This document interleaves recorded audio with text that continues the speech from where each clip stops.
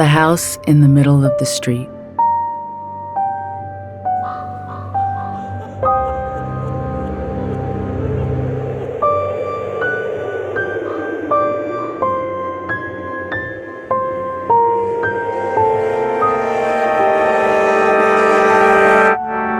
There once was a house, and it sat in the middle of a simple and quaint tree-lined street.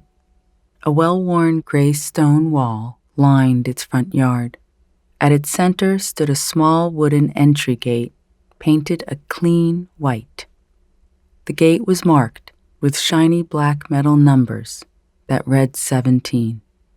They glistened and matched its black handle, which unlocked and opened easily with a light turn, leading you down a gray stone path to the front door. A beautiful woman named Rebecca lived in this house with her faithfully devoted husband. They were happy and they were proud.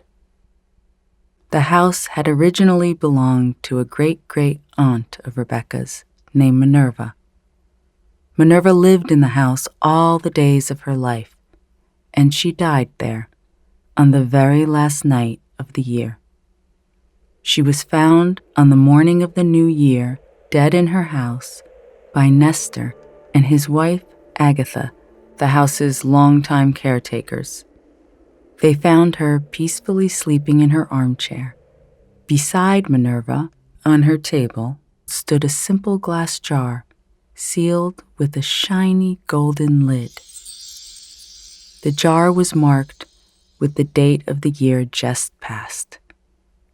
Resting by the jar was a golden sealed envelope, embossed with the initials M.A., reading, "The Last Will and Testament of Minerva Atreus."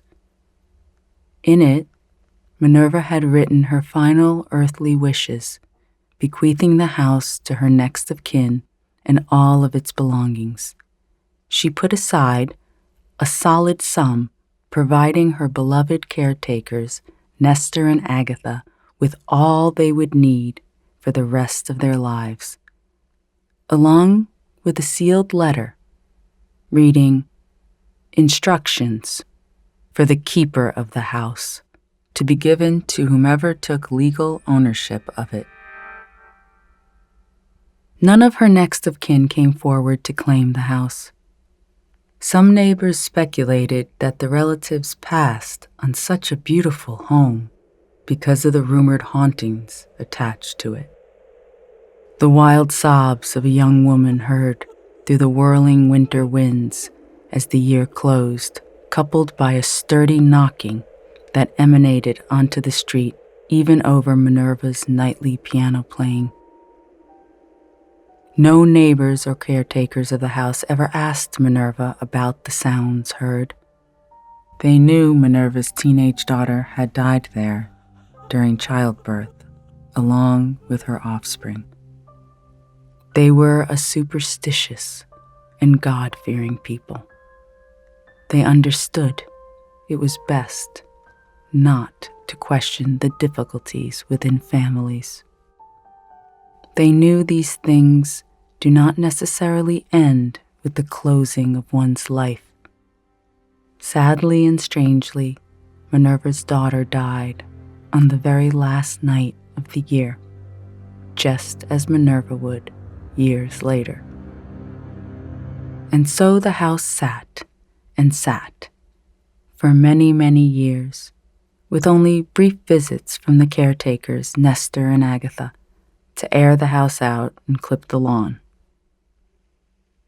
One day, a distant relative of Rebecca's passed her information to the firm who handled Minerva's estate.